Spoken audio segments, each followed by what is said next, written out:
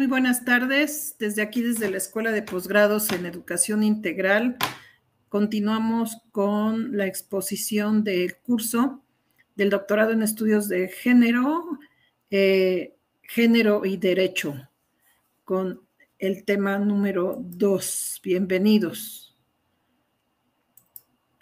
Bien, dentro de la temática que vamos a tratar el día de hoy, se encuentran los temas sobre perspectiva de género desde la legalidad, la consolidación y de los derechos humanos y constitucionales, la promoción, creación y aplicación de leyes desde la perspectiva de género, la conciencia no discriminatoria de la mujer, un panorama, la realidad jurídica vigente, porque pues una cosa es lo que viene en las leyes y otra cosa son las acciones.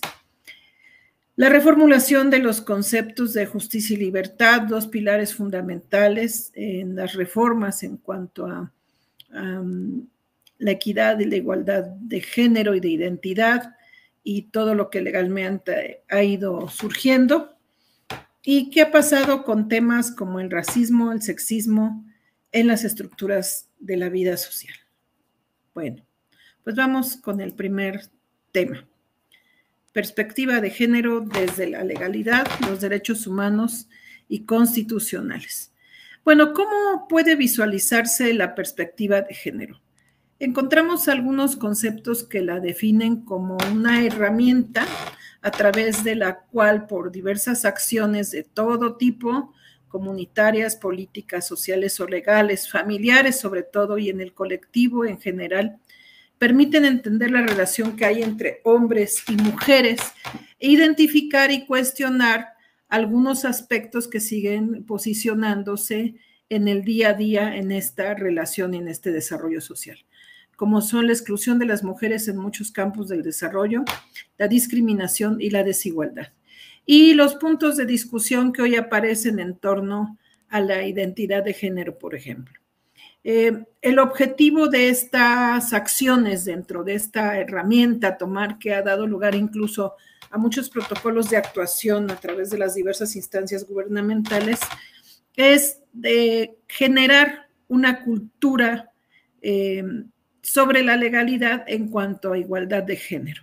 Porque, como dije a un principio, pues hay mucho por escrito, pero todavía me queda mucho por hacer. Y día a día pues vemos en los noticieros, en los comentarios, en las redes sociales, cómo todavía esta cultura se encuentra en construcción, cómo todavía hay mucha gente que le cuesta trabajo entender estos derechos como la justicia y la libertad, o acciones que cometen día a día en las que predominan la formación de las personas, sus prejuicios, sus creencias, y siguen actuando más que bajo la luz de una cultura de la legalidad, sobre una cultura de indiferencia, de discriminación o de no inclusión en determinados casos.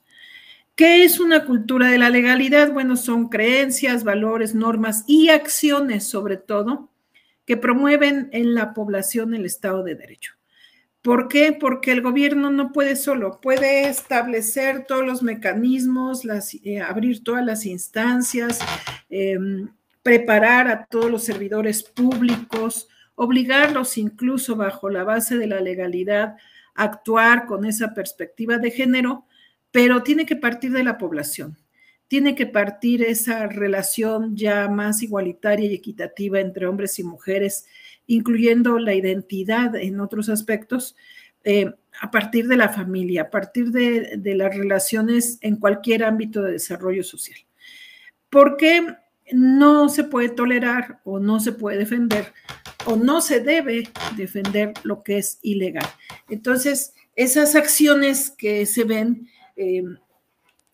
reflejadas en estas herramientas de perspectiva de género, bueno, pues tienen que partir desde la formación en casa. ¿Para qué? Pues para que se vaya gestando esa cultura de la legalidad. ¿Qué es lo que sí está permitido bajo la luz de las leyes y qué es lo que no está permitido? ¿Qué es lo que se puede y se debe defender y qué es lo que no se puede y no se debe tolerar? Bien. Desde el punto de vista de los derechos humanos, estos se relacionan directamente con las personas que son más vulnerables y el enfoque empieza desde ahí, ¿no? ¿Quiénes son? Pues las niñas, los niños y los adolescentes en general. Dentro de este panorama, pues se encuentran también las mujeres, niñas y las mujeres adolescentes, pero la perspectiva que hoy se busca es que no se vean como objetos de protección, que no se vean a las personas, a estas personas vulnerables, como objetos de protección, como si fueran seres inanimados, que bueno, pues ya están ahí las leyes y hay que apegarnos a ellos para pues tratar de llevar una relación sana a nivel social. No, son personas titulares de derechos que ameritan una protección reforzada por parte del Estado mexicano. Entonces, ¿por qué una protección reforzada? Porque son grupos vulnerables. ¿Y por qué son grupos vulnerables? Porque se sigue tratando a nivel social en la costumbre diaria acciones discriminatorias, acciones que aún no debiendo ser toleradas se siguen viviendo en el día a día. De ahí que la erradicación de todo acto de discriminación sea una obligación ante las autoridades, ante la familia y ante la sociedad, que, insisto, debe verse en hechos concretos, que hagan viable esa posibilidad de desarrollo en las capacidades de cada persona, o sea, que se vea reflejado en todas las personas, desde los niños en casa, desde el padre o la madre o quienes compongan el núcleo familiar o la familia nuclear, que pueden ser los abuelos, los tíos, en fin, parejas de un mismo sexo que han decidido formar una familia, pero que desde ahí se trabaje erradicando todo punto de discriminación por razón de género, que se convierta no solo en el discurso, sino que ese discurso se lleve a la realidad en el día a día. Eso sería lo importante y eso sería lo que terminaría por instaurar una verdadera cultura de la legalidad con perspectiva de género. Bien, el Comité de los Derechos del Niño, organismo internacional, recomendó a México en el 2015 otorgar la máxima prioridad a la eliminación de actitudes patriarcales y el estereotipo de género que discrimina a niñas y mujeres, incluyendo dentro de estas recomendaciones la elaboración, difusión y ejecución de programas de sensibilización y educación hacia estas medidas, pero sobre todo tomar medidas urgentes para prevenir causas violentas contra niños, madres y padres en las que se encuentra la desigualdad de género y que muchas veces han sido o han terminado con la muerte de algunos de ellos, ¿no?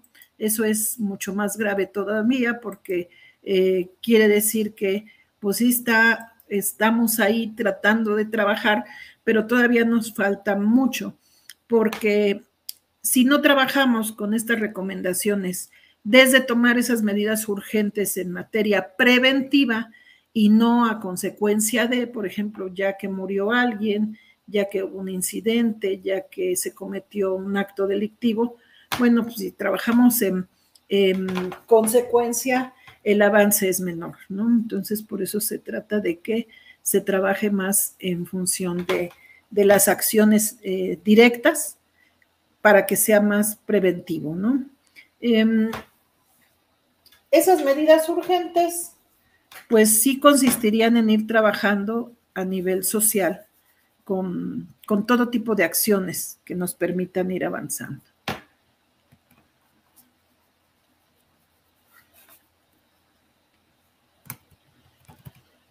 Permítanme un momento.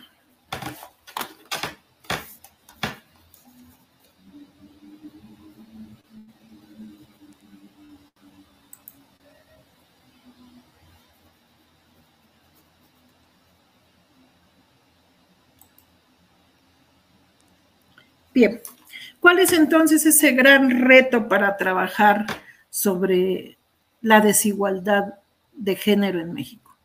¿Cuál es ese gran reto a instaurar dentro de una nueva cultura de trabajo? La igualdad de género. tratando de traducir esos derechos reconocidos en los instrumentos, tanto nacionales como internacionales, en derechos reales, o sea, insisto, en vivencias diarias que alcancen a transformar la vida cotidiana de mujeres, niñas y adolescentes. Es decir, que ya no estén viviendo con ese temor de a ver a qué horas les pasa algo, y desafortunadamente muchas veces es en el mismo hogar, ¿no? La violencia se traduce de generación en generación, gestando una cultura de maltrato, de condicionantes, de situaciones que desfavorecen en la gran mayoría a las mujeres dentro del seno familiar. Y si eso se traduce entre una y otra familia, pues a nivel social se están viendo las situaciones todo el tiempo. ¿Qué pasa con la perspectiva de género y los derechos constitucionales? Bueno, el 15 de noviembre de 2024 hay una reformas constitucionales muy importantes en varios artículos de nuestra Constitución Política de los Estados Unidos mexicanos. Y desde luego que estas reformas pues tienen que impactar en las constituciones locales y después en lo que se denominan las leyes secundarias o leyes generales a nivel nacional. Y tomando en cuenta esas recomendaciones internacionales es que se han hecho estas reformas importantes en los artículos 4, 21, 41, 73, 116, 122 y 123 de la Constitución Política. Estas reformas forman parte de esos compromisos que se han puesto al frente sobre las acciones, partiendo desde la legalidad. Garantizar la igualdad sustantiva, incorporar la perspectiva de género, erradicar brechas salariales entre los hombres y mujeres, promover el derecho de niñas, niños y adolescentes, mujeres, e incluso hombres en general, hombres ni niños, a una vida libre de violencia. Estas reformas constitucionales obligan al Estado a garantizar el derecho de igualdad ante la ley y paridad de género en procesos, por ejemplo, de contratación, de nombramientos a nivel de la administración pública, en funciones de seguridad pública, procuración de justicia, en fin, todo acto y toda acción que a nivel social permita llevar a cabo con perspectiva de género esa igualdad, esa equidad, esa no discriminación y esa inclusión, los 4 principios fundamentales para trabajar bajo estas perspectivas en la visión de los derechos humanos.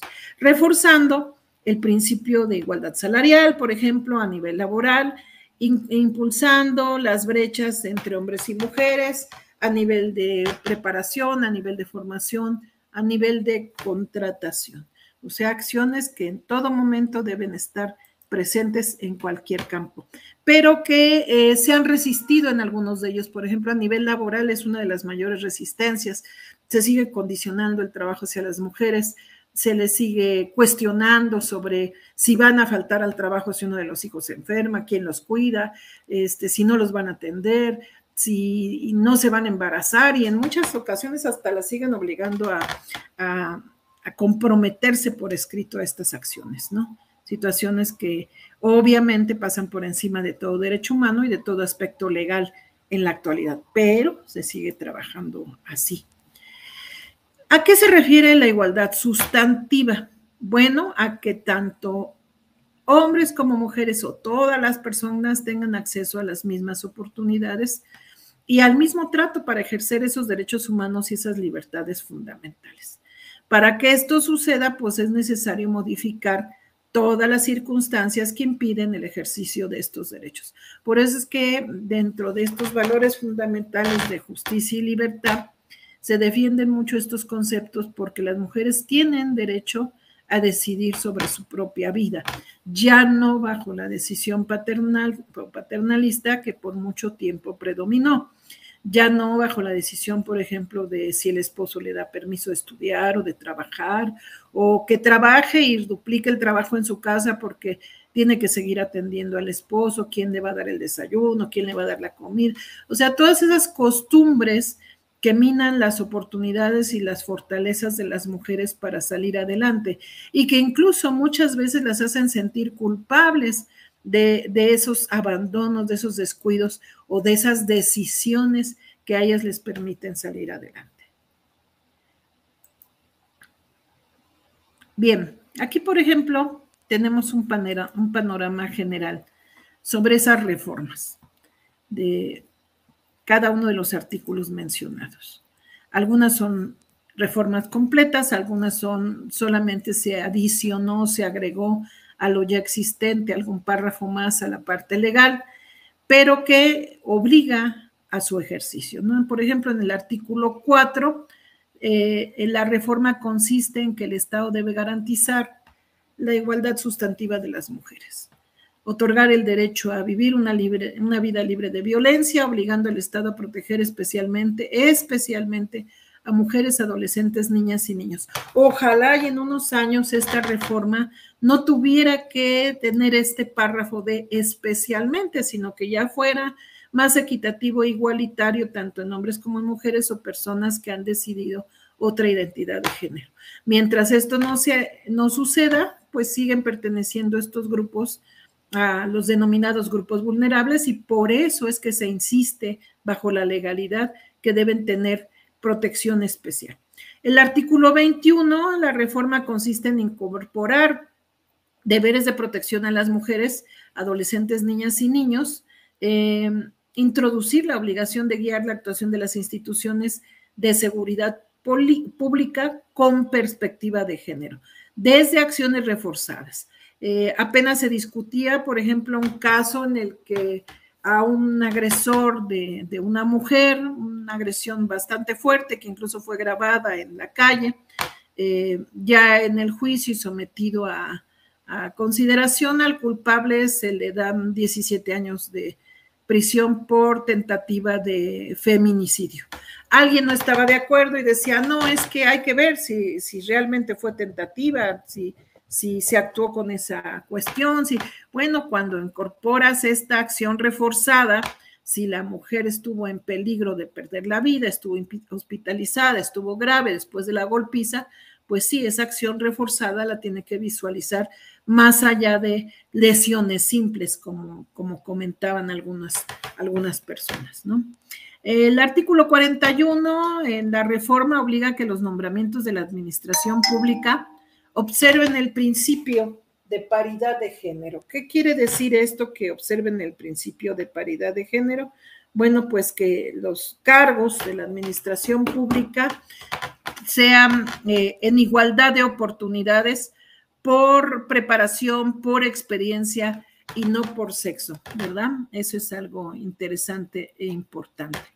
El artículo 73, que convierte los delitos relacionados o derivados de violencia de género en delitos de competencia federal concurrente. ¿Qué quiere decir? El ejemplo que ponía hace rato es que decir, bueno, es que no fueron simples lesiones, si se puso en peligro la vida de la joven que fue brutalmente golpeada, pues se ve como una tentativa de feminicidio. ¿Por qué? Porque la hazaña con que la otra persona lo hizo, pues da lugar a que sobre esa competencia se haya juzgado desde esa perspectiva.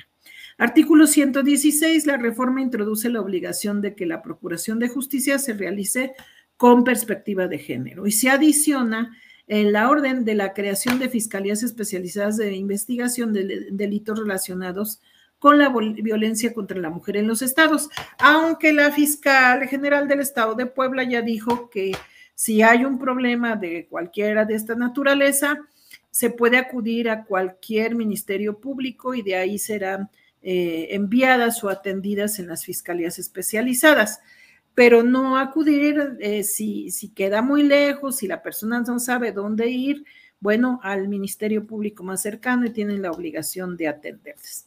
La reforma del artículo 122, por ejemplo, agrega la perspectiva de género dentro de los principios que garantizan la procuración de justicia, especialmente en la Ciudad de México, pero esto no quiere decir que en los demás estados no se tenga que trabajar de la misma manera.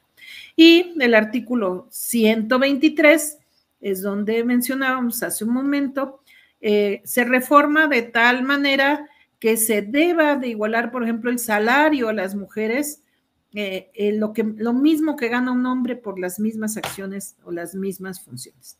Además de ya estar establecida dentro de que debido al sexo, la obligación al establecimiento de mecanismos para reducir y erradicar la brecha salarial de género, pues se tenga en consideración acciones que ya se habían tomado con anterioridad, como el derecho a la lactancia en mujeres madres trabajadoras, el derecho a los meses que tienen en el último periodo de gestación, sin dejar de percibir su mismo pago y sus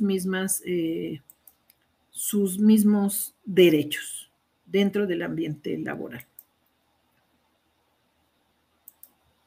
Bien, ¿qué pasa entonces con la promoción, creación y aplicación de leyes desde la perspectiva de género?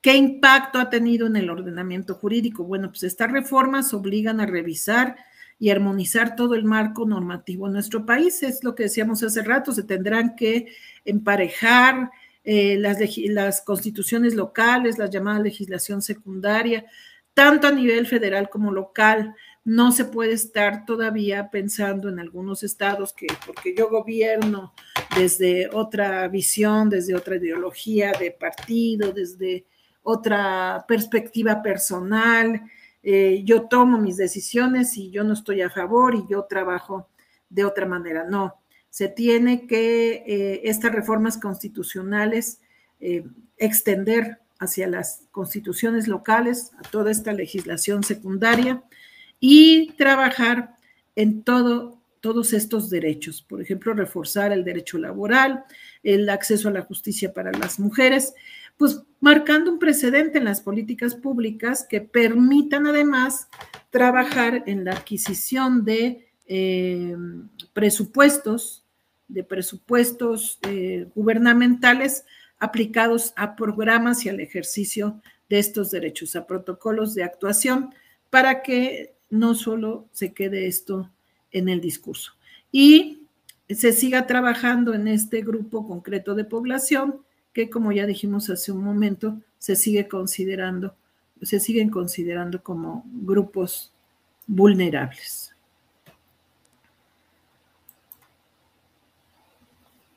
Ahora, ¿cómo una vez que ya han sido incorporados a todos los aspectos legales, a todos los documentos de la Constitución Federal, a las locales, a las leyes secundarias, etcétera, cómo debe interpretarse esta cuestión legal?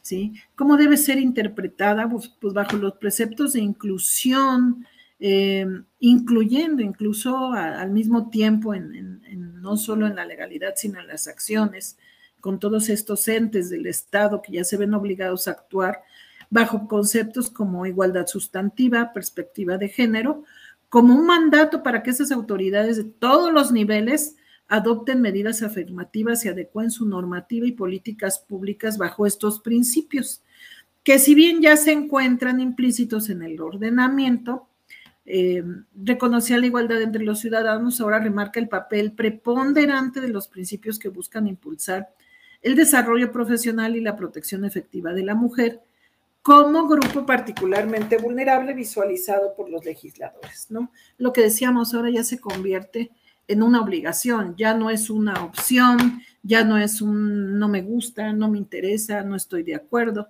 no, ya es una obligación para todos estos entes políticos y estos entes legislativos que tienen que actuar bajo esos conceptos de igualdad sustantiva y perspectiva de género.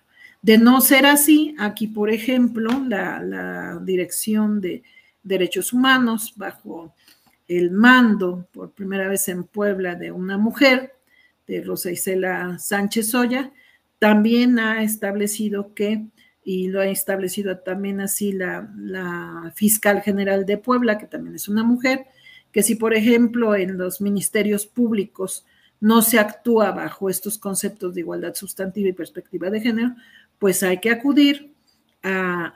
Hay un teléfono a través del cual en el mismo Ministerio Público en la misma Fiscalía, se puede denunciar a los ministerios públicos que no actúen con estos conceptos y además darle una vista a derechos humanos para que también haga una fuerte recomendación.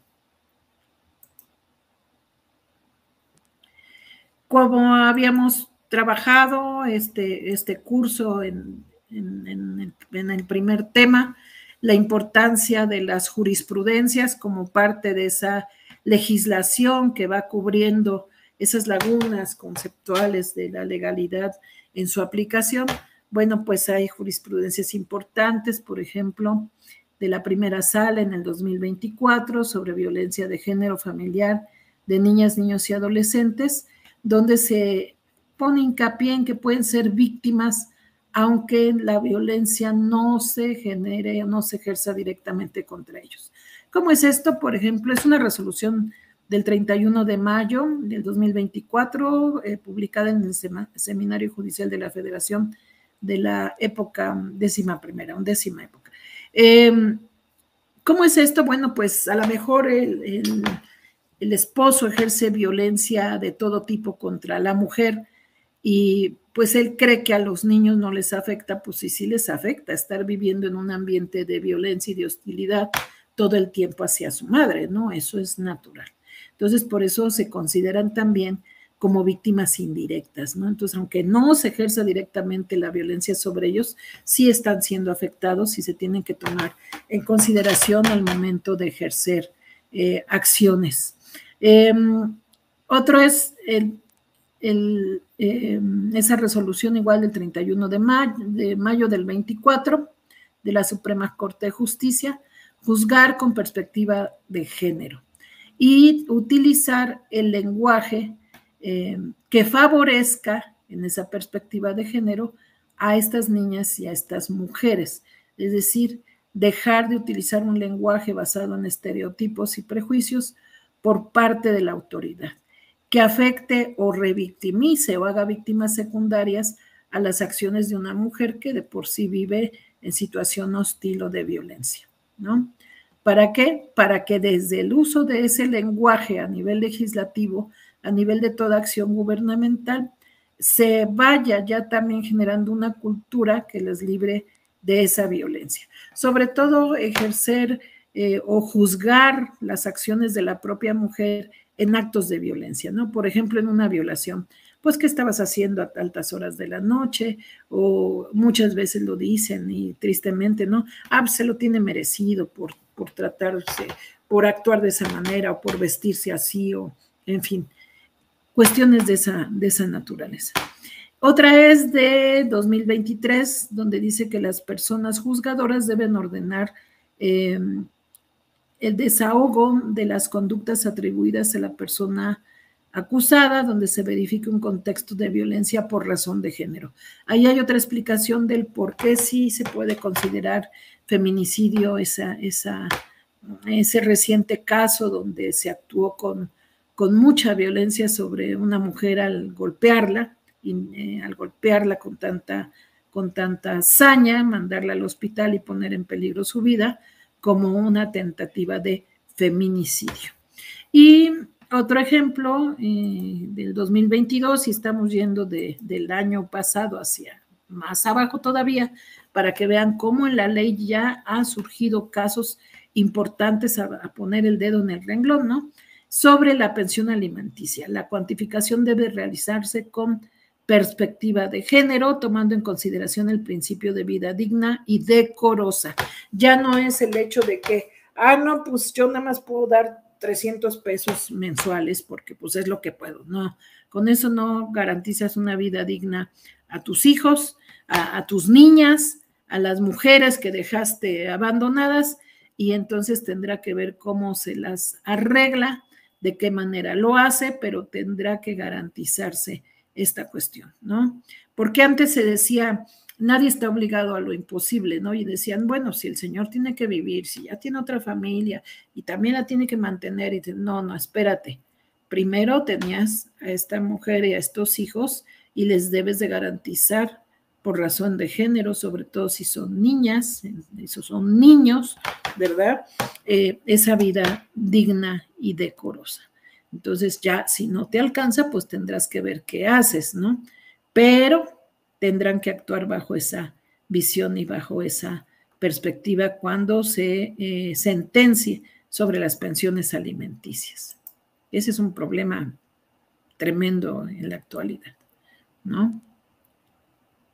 Bueno, una vez que entendemos que una cosa es el panorama legal, pues sí, una cosa es el panorama legal y otra cosa son las acciones, bueno, tendremos que empezar a trabajar con una conciencia no discriminatoria hacia la mujer, como veíamos hace un momento, pues desde el uso del lenguaje, desde las acciones en casa, en todos los ambientes de desarrollo social.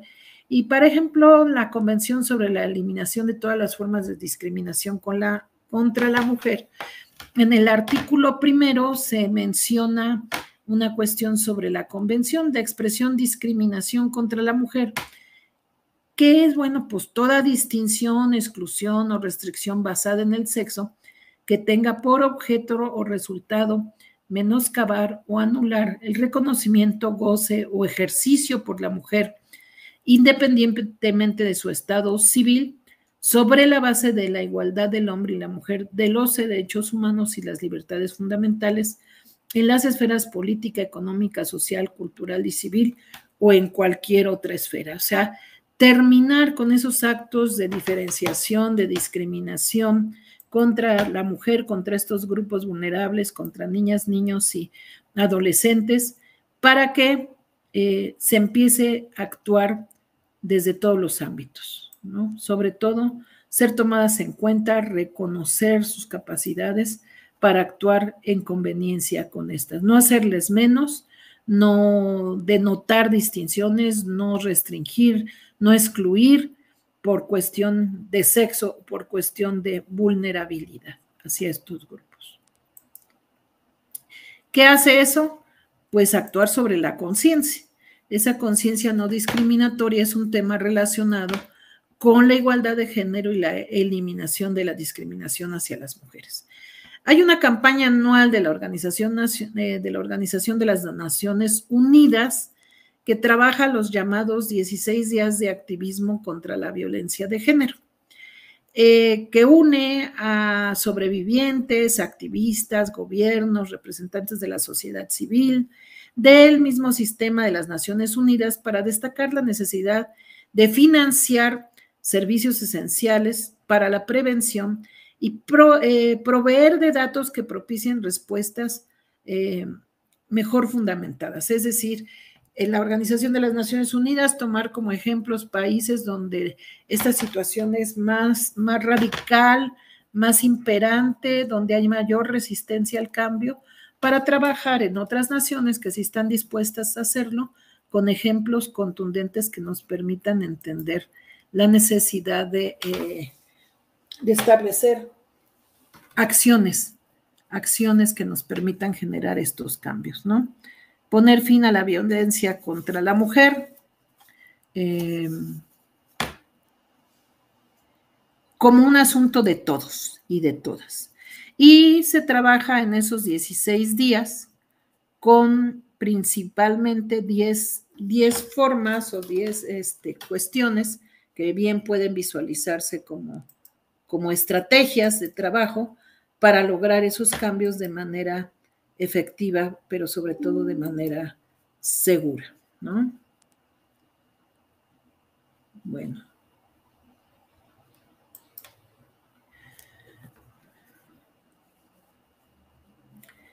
¿Cómo actuar? ¿Cómo hacerlo? Bueno, vimos hace rato que se hablaba de mujeres sobrevivientes, como en el caso de esta mujer que fue brutalmente golpeada, que puso en peligro su vida, se considera una sobreviviente de la violencia, y bueno, pues es escucharlas. El primer paso para romper con el ciclo de maltratos es escucharlas, porque muchas veces se actúa sobre la legalidad, pero la mujer pocas veces es escuchada, no oída. Realmente entender sus razones. Por ejemplo, hay muchas mujeres golpeadas que siguen viviendo bajo el seno familiar por muchos miedos y muchas inseguridades. Escucharlas para poder, antes que nada, creerles, y en segundo término, buscar la forma de hacerles ver la mejor decisión para evitar con estos ciclos de maltrato, ¿no?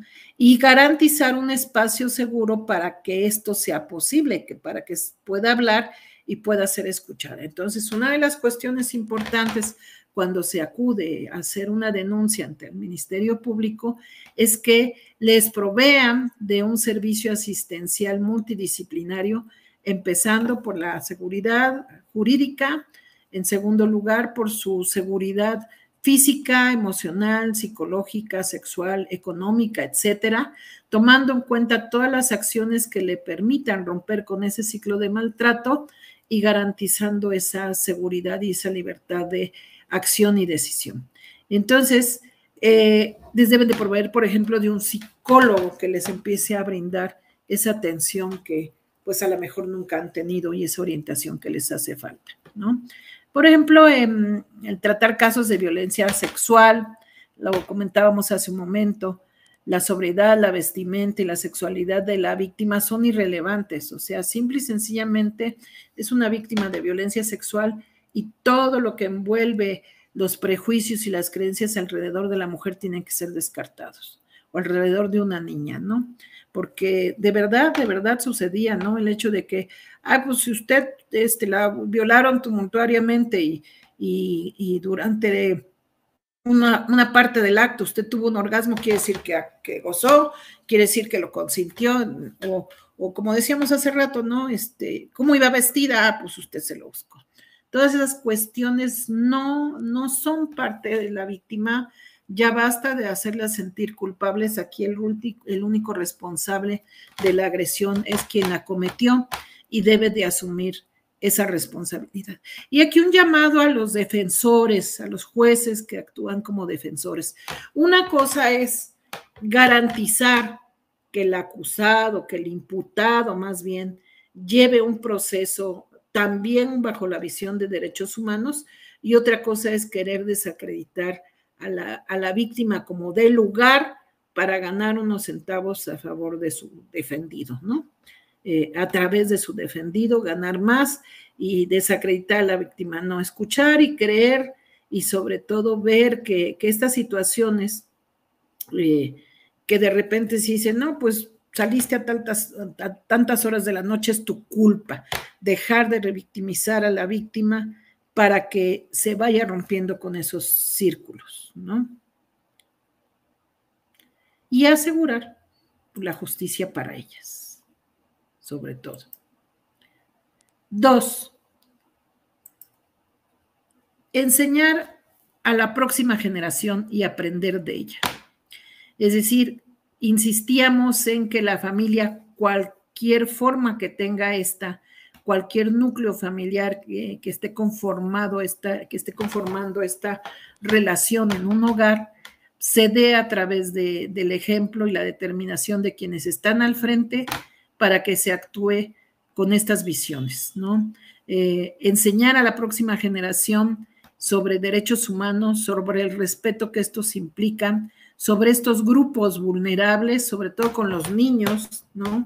Hablar mucho con ellos en relación a lo que ellos tampoco pueden y deben tolerar en sus relaciones con otras personas, con otros adultos, con otras personas dentro del seno familiar, dentro de los ámbitos de desarrollo, como es la escuela, etcétera, y trabajar en conversaciones sobre el rol de género, cuestionar esos rasgos y características asignadas a hombres y mujeres de manera tradicional y señalar los estereotipos a los que los niños y niñas se enfrentan constantemente a través de todas las cuestiones, como medios de comunicación, en la calle, en la escuela, hacerles saber que no hay nada de malo en ser diferente y fomentar una cultura de aceptación, empezando por ellos mismos y después por quienes les rodean. Enseñarles a no cuestionar a sus iguales por posición económica, social, diferenciación, forma de vestir, forma de ser, forma de hablar, forma de aprender, etcétera, porque cada uno a su ritmo lo hace y cada uno a su ritmo lo ejecuta y eso debe ser tolerable y respetable por los demás, no mostrarles o no educar con el ejemplo, en el señalamiento, en la comparación, en la intolerancia, etcétera. Bien.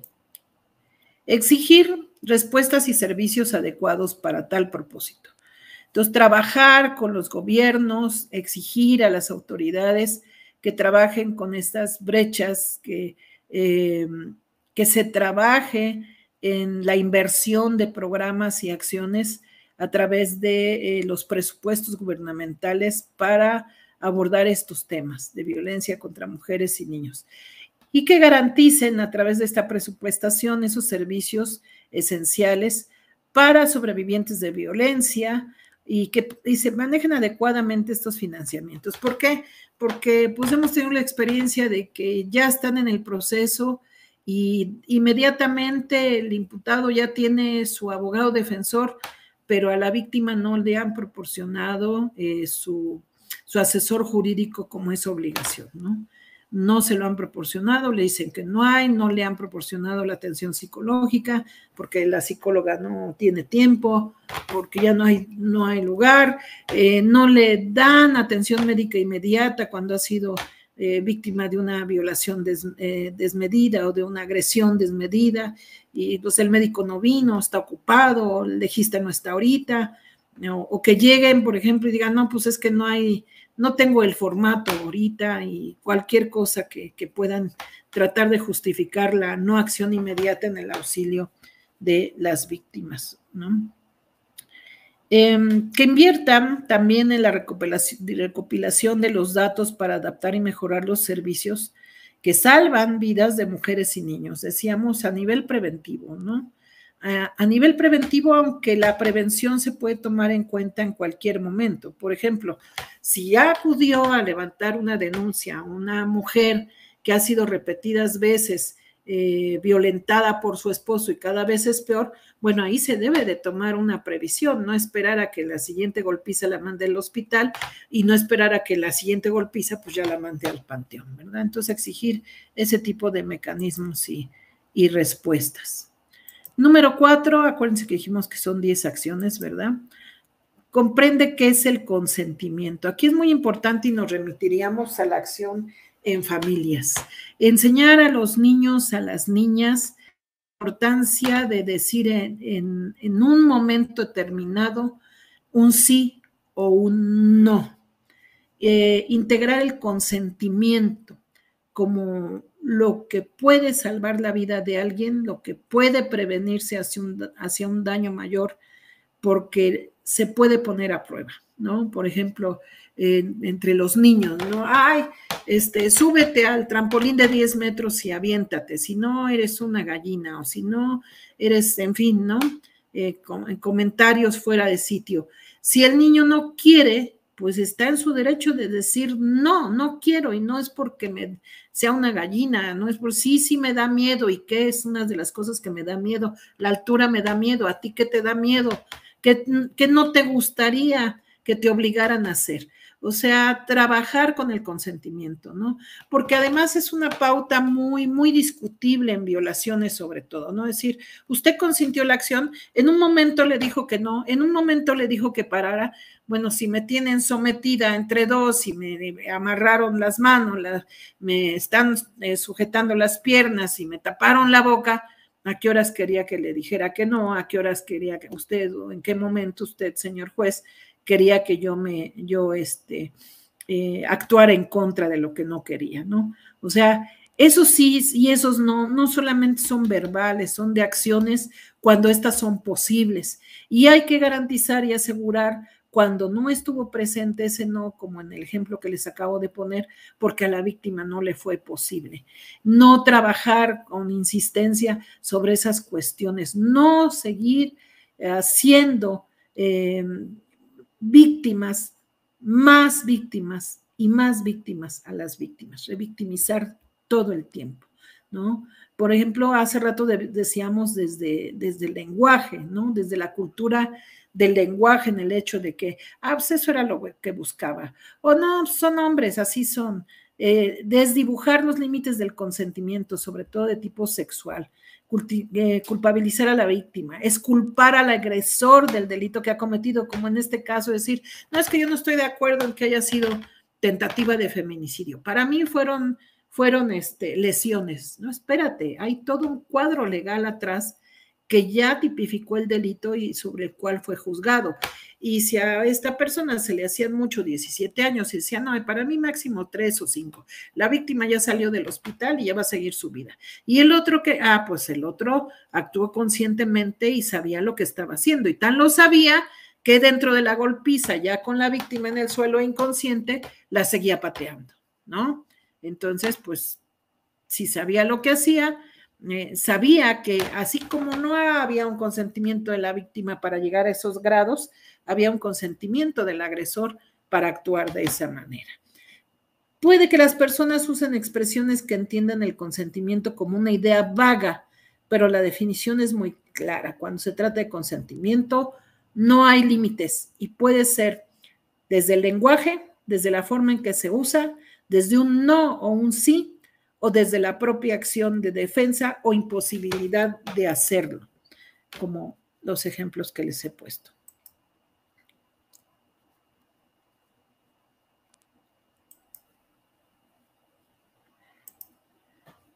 Conocer los indicios del maltrato y aprender cómo ayudar, pero hay que empezar a ayudarse por uno mismo, ¿no? Reconocer esos indicios y empezar por ayudarnos nosotros mismos y actuar con esa conciencia, poner límites, un hasta aquí, un ya no, un ya es suficiente, y actuar. Empezar por uno, empezar con el ejemplo en las familias, en los niños, y trabajar con esas ayudas. Si yo me considero imposibilitado, bueno, recomendar a un especialista que brinde esa ayuda si estoy viendo que tengo una hermana, una vecina, un niño, un sobrino, una hija, un hijo, un yerno, en fin, que está siendo maltratado y que ya no encuentra la salida, ¿no? Entonces, escuchar, sobre todo escuchar, creer, ver cómo se está desarrollando ese ambiente hostil y buscar la ayuda necesaria o ayudar uno mismo. Si yo no lo puedo hacer directamente, pues buscar esa ayuda. Hay muchas formas de maltrato, toda forma de maltrato va a dejar secuela de tipo físico, de tipo emocional grave. Muchas veces dicen, pues ya la violó y ya pasó. Si hablamos con psicólogos vamos a entender que son daños que se llevan toda la vida. ¿Se aprende a vivir con el daño? Sí, pero lo llevas ahí, ¿no? Hay que ver cuando hay una inseguridad junto a alguien que lo está viviendo. Hay que buscar ayuda, hay que ir a pláticas, hay que ir a cursos para entender cuáles son esos indicios de maltrato y aprender la forma de ayudar con seguridad y apoyo a quienes están siendo víctimas. Si ustedes están viendo o están viviendo una de estas experiencias, hay que buscar los espacios de ayuda para las personas. Pues les decía, si yo no lo puedo hacer directamente, bueno, pues lo puedo hacer buscando la ayuda, principalmente denunciando, sí se puede hacer, denunciar también, se puede a la familia, se puede acudir a un ministerio público a denunciar directamente que mi vecina es golpeada todos los días y que a lo mejor ella no hace algo porque está temerosa, porque está amenazada, en fin.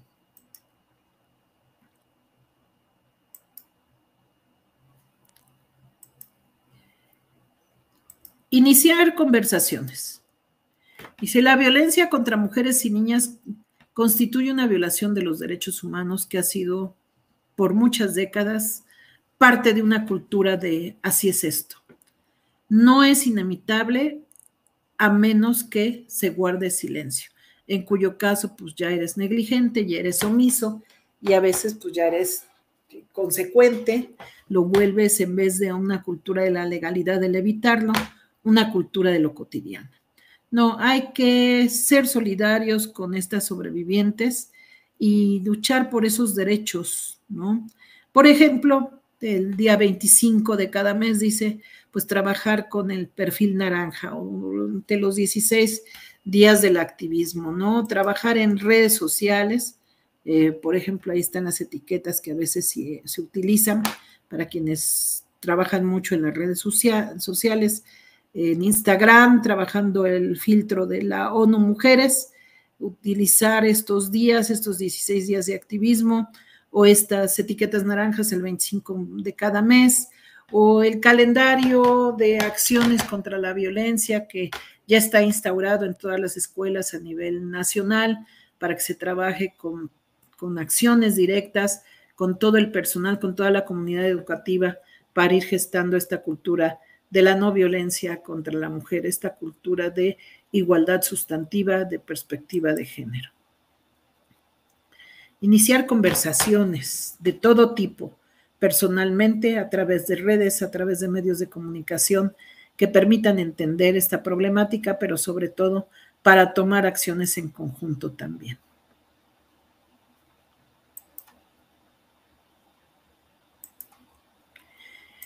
Demostrar la oposición personal a la cultura de la violación. Se da en entornos sociales que permite que se normalicen y justifique la violencia sexual. Se alimenta bajo esa perspectiva, esa desigualdad y actitud sobre género y sexualidad, y se instaura una cultura de violación como una cultura de eso pasa todos los días, es natural, ellas se lo buscaron, como decíamos hace un momento, no toman previsiones, o pues quién se va a enterar, o es mi derecho, para eso es mi esposa, por eso yo la forzo a tener relaciones sexuales cuando yo quiera en el seno matrimonial, y en fin, esa cultura de la violación tiene que ir siendo erradicada, y para ello pues hay que trabajar mucho desde la familia, desde la comunidad, y sobre todo trabajar dentro de la cultura de la legalidad con la cultura de la denuncia, porque en el Observatorio Ciudadano se sigue mencionando que de 10 casos de violación que hay en el país, solamente se denuncia uno. Y si ese que se denuncia se le ponen más piedras en el camino desde la revictimización, desde no tomar en cuenta las secuelas, no atender de manera multidisciplinaria a la víctima, no hacer ejercicio de sus derechos, no aplicar la perspectiva de género, en fin, pues entonces también esa que se logró denunciar, esa única de 10 que logró hacer la denuncia, va a abandonar el procedimiento a la mitad del camino. Y entonces, ¿dónde quedó la justicia, no?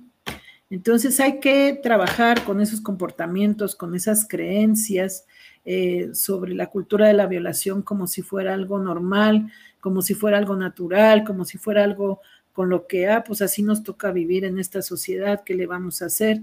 Y callar todo el tiempo, ¿no? Entonces hay que empezar a trabajar desde la actitud hacia la identidad de género, hacia la exigencia de las autoridades para las medidas que ya están instauradas y se actúe en todo tiempo en beneficio de las víctimas. Desde un principio, escuchar y creer, que es lo principal. Bien, ser responsable, acción 9, y exigir la responsabilidad de los demás. Habíamos dicho que la violencia puede adoptar muchas formas, incluida, por ejemplo, el acoso sexual en el lugar de trabajo y en los espacios públicos. Y bueno, hay que pronunciarse contra ciertos comportamientos que se ven como lo cotidiano, como lo normal, como lo natural, como muchas veces, ¿no? De repente dicen, ay, los piropos son normales, ¿no? O sea, yo no me acuerdo en mi vida como mujer que haya recibido algún piropo en la calle que me haya que me haya hecho sentir bien.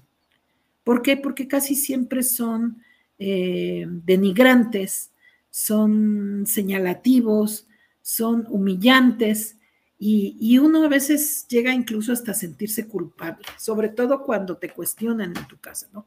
¿Qué hacías por ahí? ¿Qué andabas haciendo? ¿Por qué te vestiste así? ¿Por qué andabas a esas horas? ¿Con quién venías? Pues, ¿dónde te metes? En fin. Y entonces, cuando denunciar te tratan igual, ¿no? Decir, no, pues es que es normal. En las escuelas, por ejemplo, no, es usted firmó un reglamento y lo aceptó. No, espérate, no, también hay que ver si esos reglamentos no infringen esos derechos fundamentales. La Secretaría de Educación debe poner también ahí un punto de observación sobre los reglamentos escolares de educación básica. En educación superior nos revisan el reglamento y lo autorizan por escrito. En educación básica no lo están haciendo y ahí es donde se promueven más estos ambientes que se supone deberían de ser seguros y se convierten en inseguros con los niños y las niñas, ¿no? Y entonces es donde se reflejan la mayor parte de estos comportamientos que no deben de ser permitidos, no tolerados. Y hacer responsables a estas autoridades educativas, por ejemplo, a los mismos maestros, a los directores. Yo veo aquí, acaba de salir bajo esta, y nos los acaban de compartir, el protocolo de actuación en caso de hostigamiento o violencia sexual en escuelas, ¿no? Para las niñas, los niños, etcétera. Y un protocolo de actuación y un manual de cómo actuar, pero insisten mucho en que se debe de dar todo un proceso como en cierta forma burocrático en la actuación. Y se olvida que cuando ya se trata de un delito, no se pueden estar dando tratamientos administrativos en las instituciones educativas. E incluso ante la negligencia y la omisión de la autoridad escolar, la directora o la supervisora, pues también ellas van dentro de ese delito, porque no están actuando de la manera adecuada.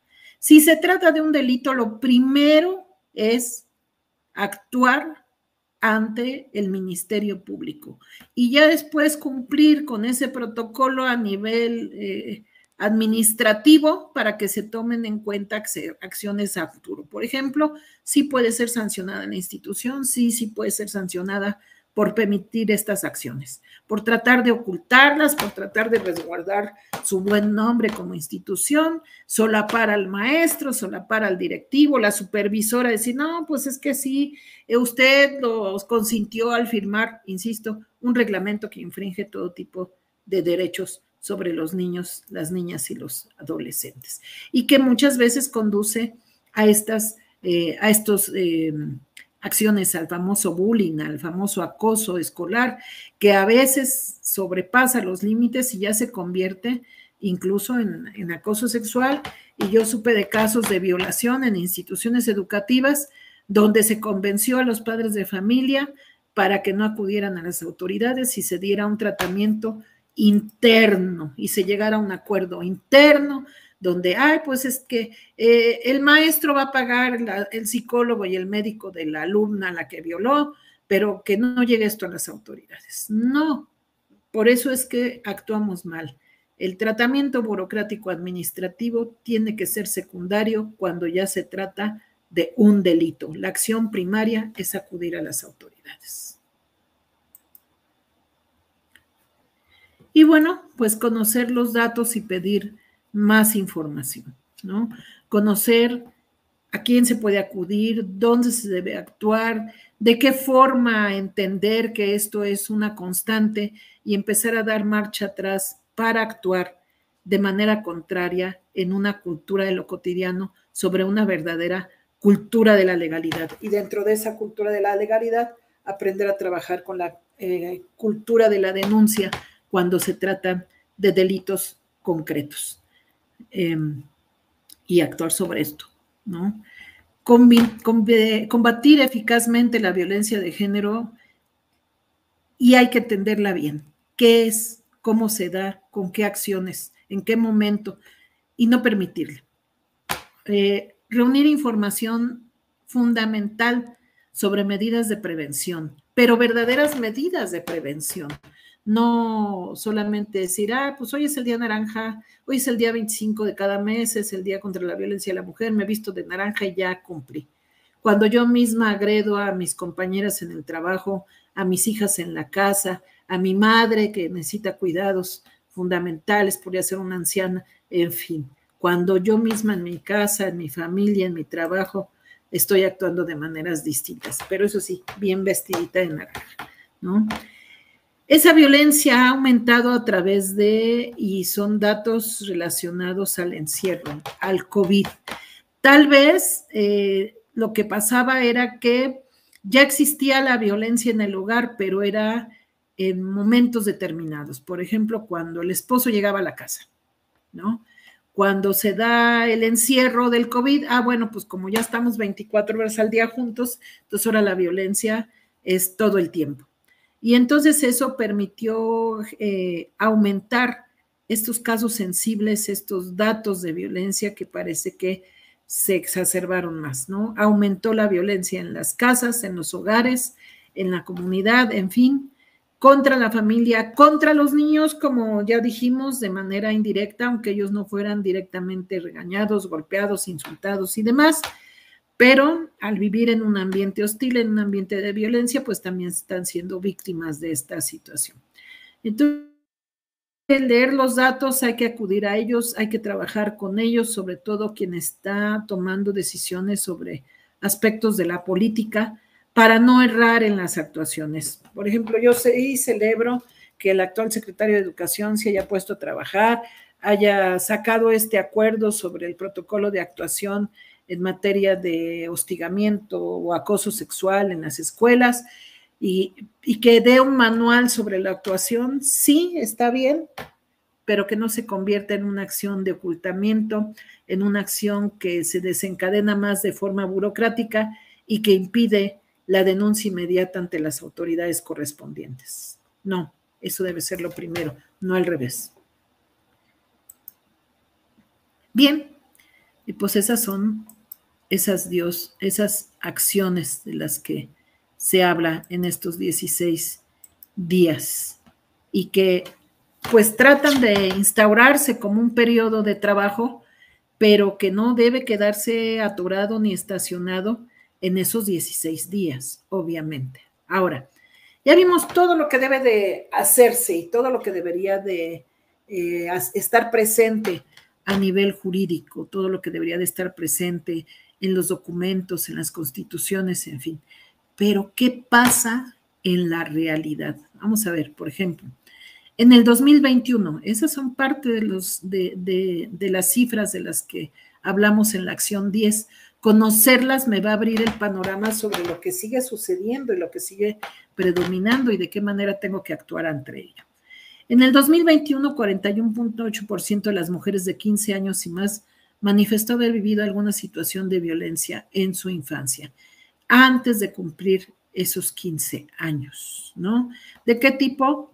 De menosprecio, de discriminación, de obligación ante el otro sexo, ante la autoridad de los padres, ante la autoridad de los hermanos, por ser los más pequeños o por ser los más grandes y obligarlos a cuidar a los chicos como si fueran hijos de ellos, en fin, por ser las mujeres, ¿no?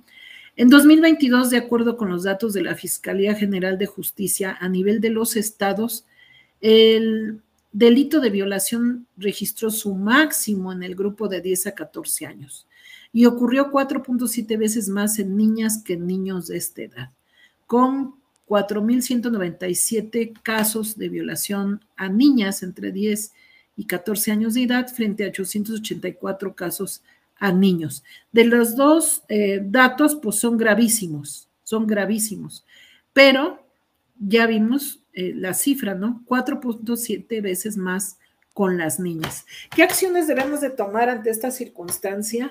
Pues el lugar que pareciera ser muy seguro en la casa, pues hay que asegurarse que efectivamente el padre, el hermano, el tío, la niñera, el chofer, el jardinero, el plomero, etcétera, son personas que garantizan que van a cuidar de estos niños y que no van a abusar de ellos. El maestro en la institución educativa, el intendente, el maestro de educación física, el de música, el maestro frente a grupo, el director, etcétera.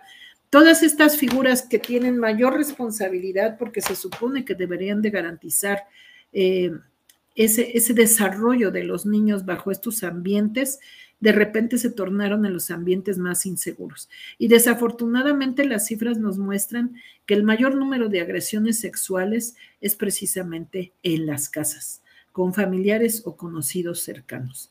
Entonces, uno como madre de familia, uno como padre de familia, debe de asegurarse de que las personas que rodean a estos menores de edad efectivamente son de entera confianza, de plena conciencia sobre la responsabilidad en la que incurren y garantizar estos espacios.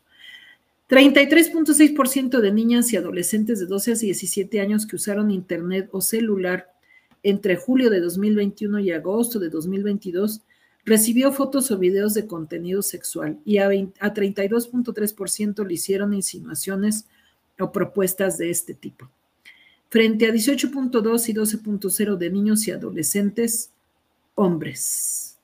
Entonces, ahí están las cifras. Las niñas siguen siendo las más atacadas, siguen siendo más parte del comercio sexual y pues hay que tener cuidado también. Si yo proporciono un celular, una tablet o acceso a internet a mis menores de edad, pues debo de hablar mucho con ellos y garantizar esa seguridad en el acceso. Apenas circulaban en redes una situación donde están buscando a una niña. En algunos espacios dice que 11 años, en otros dice que 14, en otros que 15. El caso es que sí se trata de una menor de edad que dejó incluso una carta a sus padres para decirles en Mérida que se iba con el hombre de su vida, un hombre de 35 años de edad que la estuvo trabajando a través de las redes. ¿Ustedes qué creen que va a hacer este hombre con esta niña? Que de verdad se enamoró de ella, que de verdad la quiere como su mujer y le va a cumplir. Pues obviamente que no. Son de estos señores que se encargan de captar a los menores, de trabajar en su parte pocamente desarrollado de nivel consciente, los adolescentes, para tomar decisiones, que las trabajan muy bien, los convencen que dejen su hogar y obviamente se dedican a la trata de personas, a la explotación sexual de estas menores. Entonces, mucho cuidado con el acceso, sobre todo de las niñas, como lo dice acá, ¿no?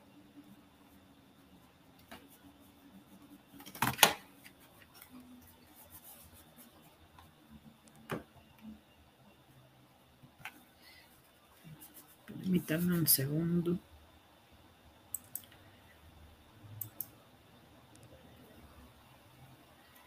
En delitos específicos, como homicidio, feminicidio, lesiones, delitos sexuales, trata de personas, violencia familiar, en la revisión global de estos datos se observa una mayor afectación en niñas y adolescentes que en niños y adolescentes varones. Se registraron en delitos de niñas y adolescentes mujeres 59,141, mientras que en el caso de los niños 30,207. O sea, de todos modos son cifras alarmantes, ¿no? 150.8 delitos por cada 100,000 niños y adolescentes entre 0 a 17 años. Lo anterior indica que para las niñas y mujeres este conjunto de delitos ocurre con el doble de frecuencia que en niños y hombres, pero respecto a esos delitos considerados que atentan contra la vida y la integridad corporal, homicidio, feminicidio y lesiones de las niñas y adolescentes mujeres de 0 a 17 años, se iniciaron investigaciones por 644 homicidios, 139 feminicidios y 7,342 lesiones. Sumen, por favor, estas cantidades y vean qué tanto se acerca a los 59,141 delitos registrados. Y es lo que yo les decía. Las cifras aparecen después de que ya sucedió o son muy bajas comparativamente a cuando han sido detectadas, a cuando se les da un seguimiento legal a partir de una denuncia. Es triste, pero es real y es alarmante.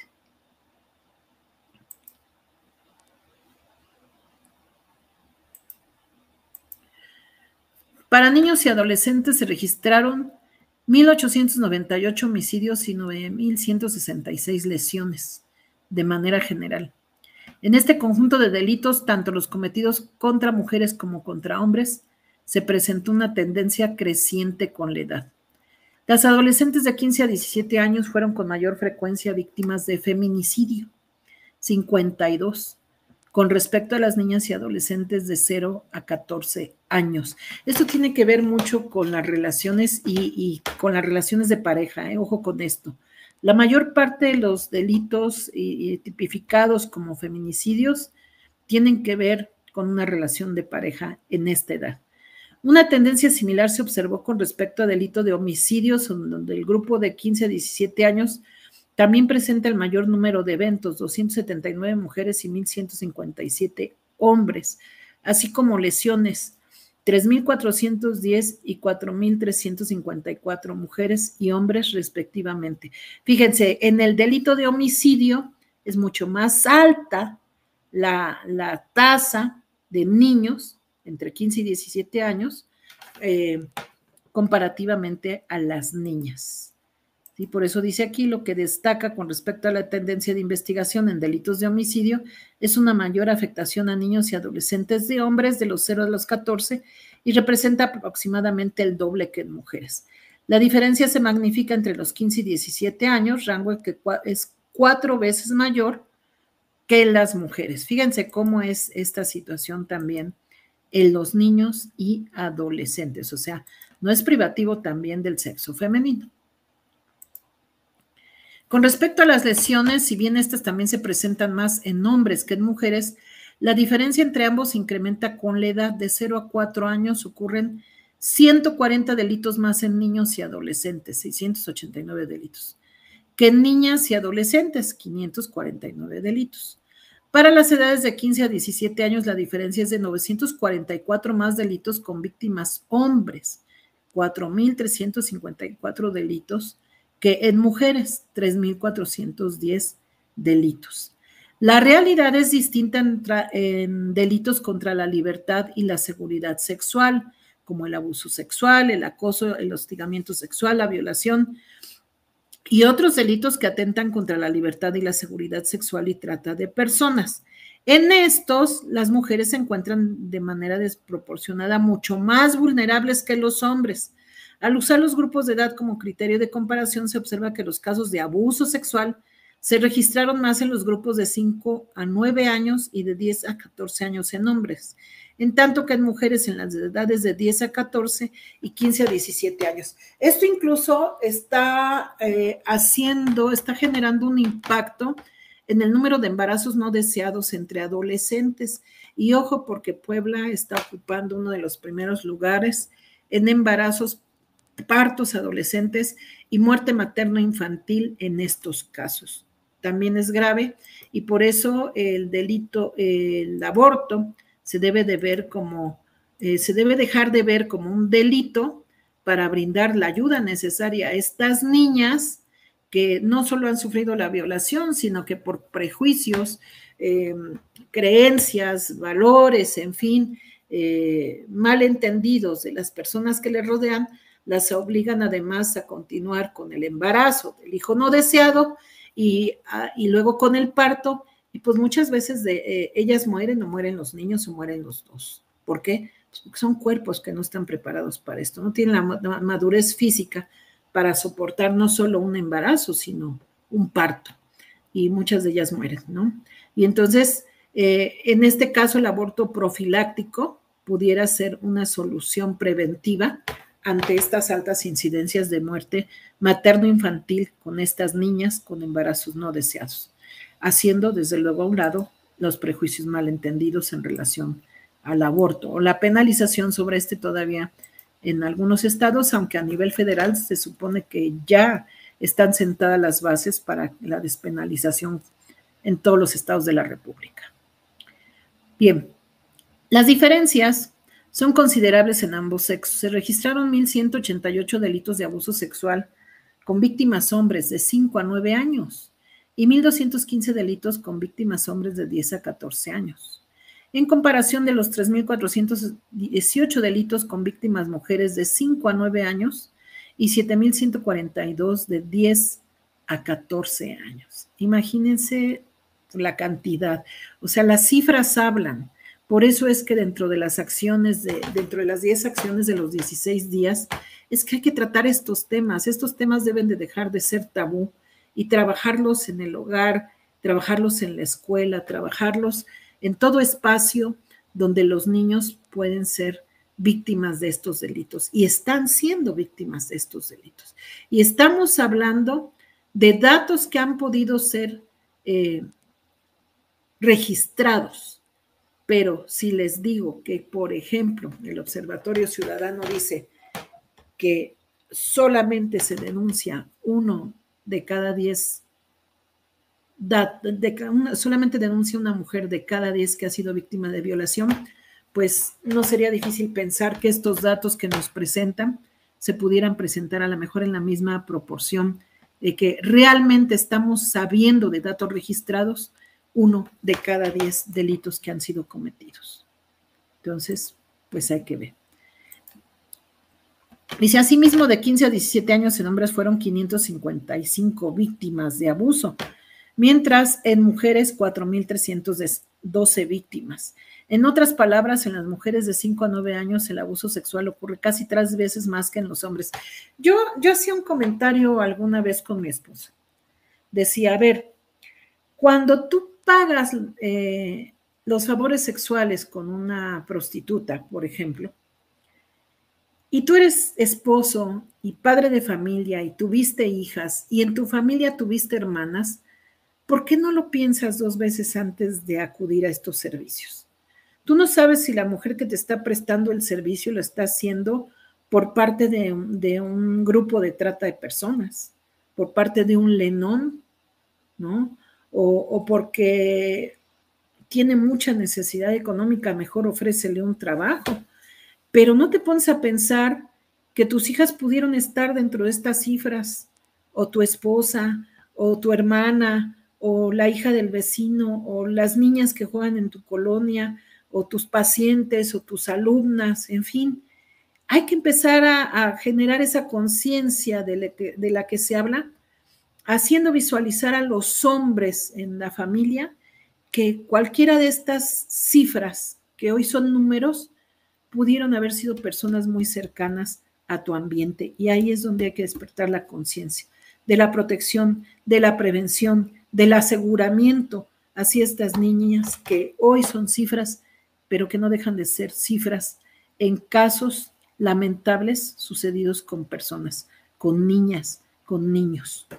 Por su parte, dicen, el grupo de 10 a 14 años sucede aproximadamente 6 veces más. Asimismo, resalta que en las mujeres de 15 a 17 años se presenta cerca de 8 veces la cifra de los hombres.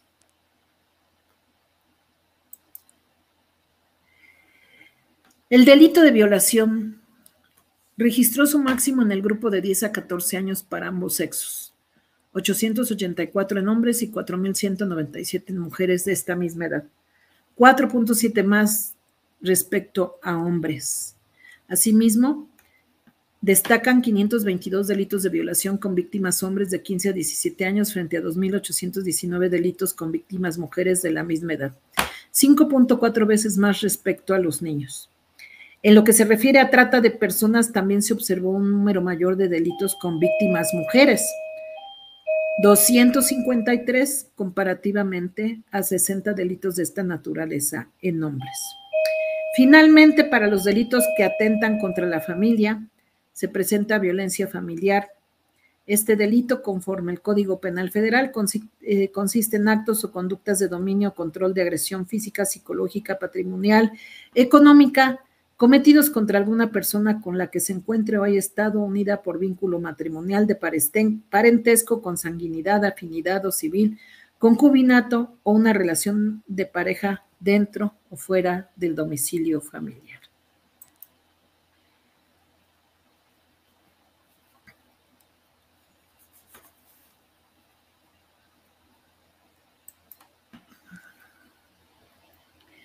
Y finalmente, pues para entender estos panoramas y actuar más en prevención que en consecuencia, más en la formación, en la educación, en la información y en la toma de decisiones, que en el dar respuesta a las víctimas con estas cifras tan contundentes, pues hay que empezar por reformular estos conceptos de justicia y libertad. ¿Por qué son importantes? Porque ahí estamos entendiendo precisamente hacia dónde tenemos que orientar nuestros esfuerzos, nuestras acciones. Según la ONU, justicia y libertad están relacionados con los derechos humanos y son inherentes a todas las personas. La Organización de las Naciones Unidas considera que se puede hablar de una sociedad justa cuando estos derechos humanos son parte de la realidad y no dejan afuera a nadie. Define la justicia social como parte de la estabilidad nacional, como una base, y como esa base de la estabilidad nacional, pues obviamente sobre la prosperidad mundial. Entonces, si empezamos por generar conciencia, por no tolerar la desigualdad de oportunidades, por trabajar sobre la solidaridad y respeto de esos derechos humanos, pues ya estamos trabajando para tratar de disminuir estas alarmantes cifras de violencia. Estas cifras deben ser las que se deben tomar en cuenta para hacer estas denuncias porque, insisto, celebro que la CEP haya puesto el dedo en el asunto, pero que no se pierda en un trámite burocrático lo que primero debe prevalecer, que es la denuncia ante un delito o ante una injusticia. La ONU considera que el Estado de Derecho y los derechos humanos son las dos caras del mismo principio: libertad para vivir con dignidad. Acuérdense que la dignidad es el pilar fundamental de los derechos humanos. La ONU considera que la libertad para vivir sin miseria y para vivir sin temor son fundamentales, pero no son suficientes. La ONU, a través de la Declaración Universal de los Derechos Humanos, establece que todas las personas tienen derecho a la libertad de opinión, de expresión, sin ser molestadas por sus opiniones. Y esta libertad no está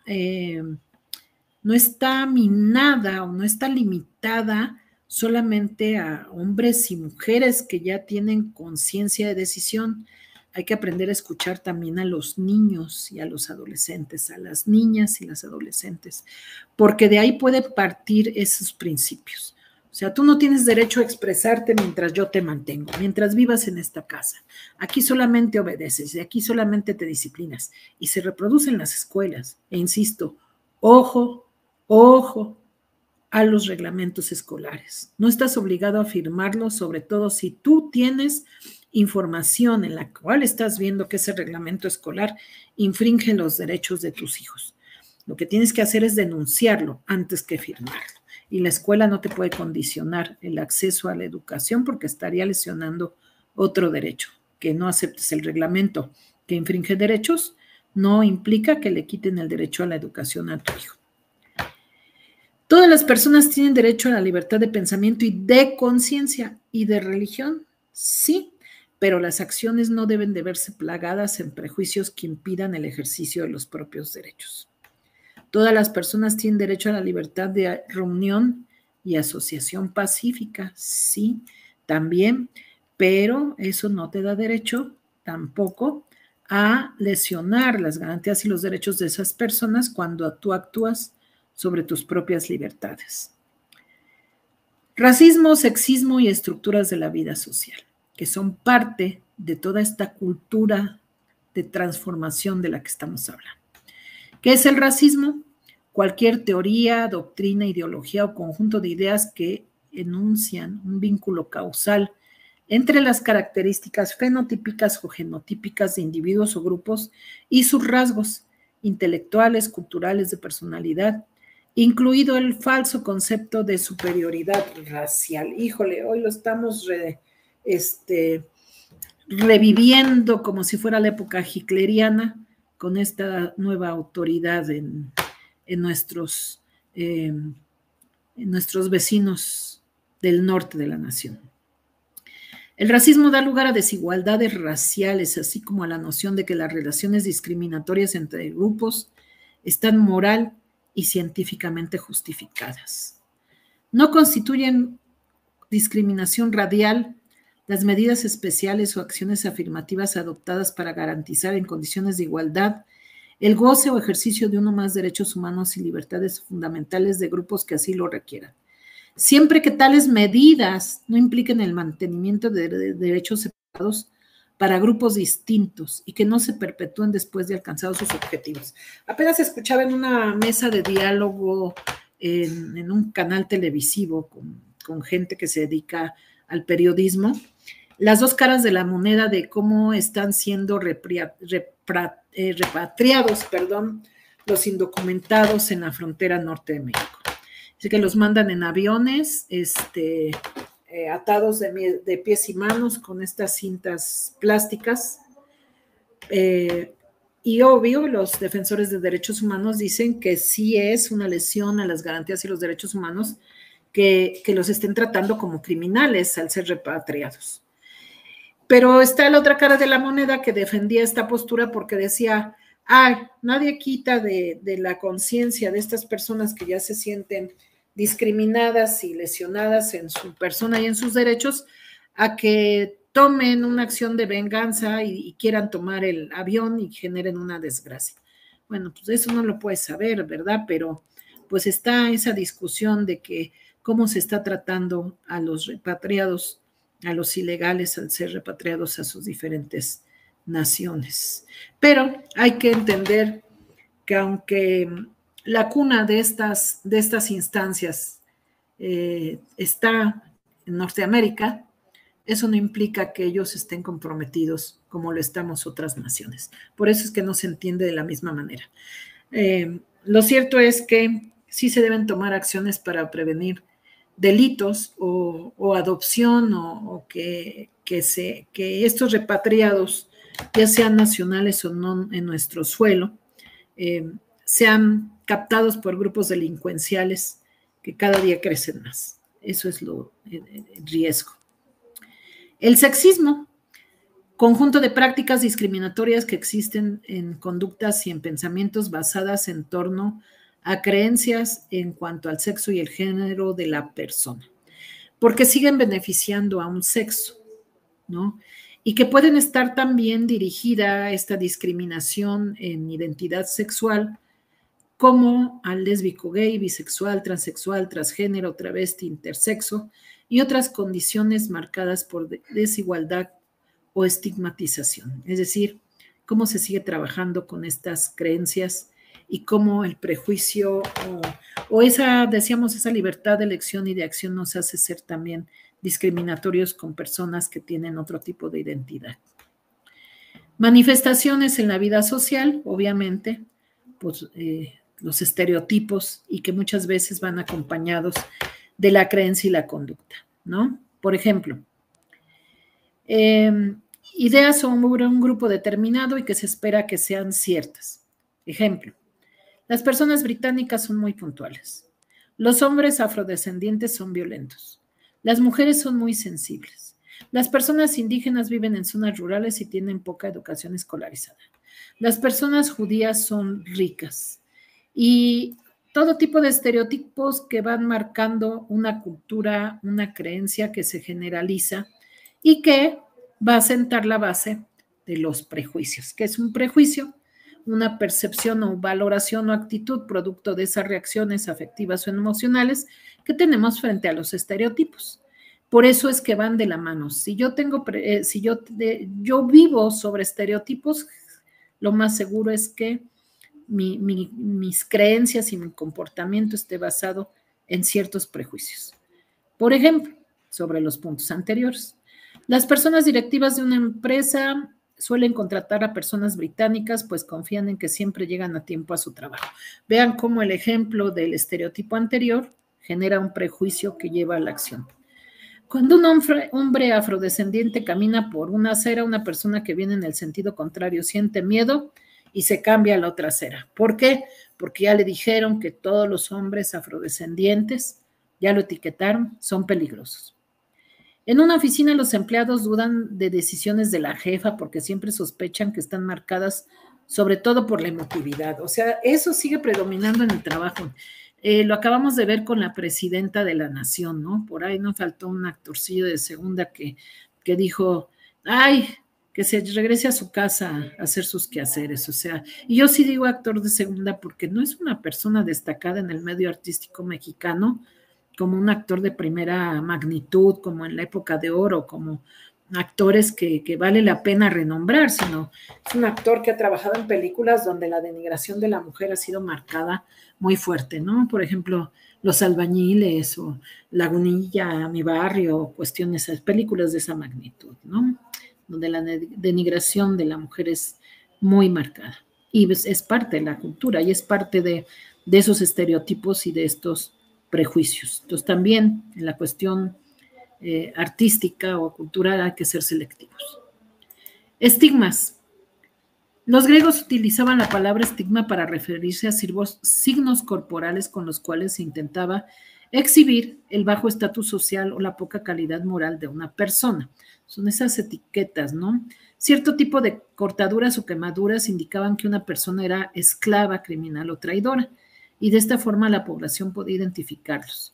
En la actualidad, la palabra se utiliza en un sentido parecido. Con ella se hace referencia a un atributo profundamente deshonroso y desacreditador.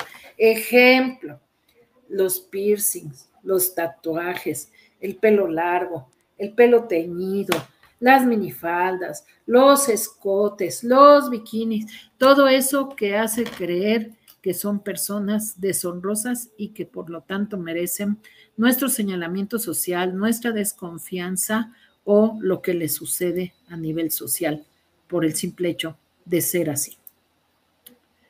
El estigma varía en función del contexto social, el medio social y establece categorías de personas y muchas veces como personas no deseables.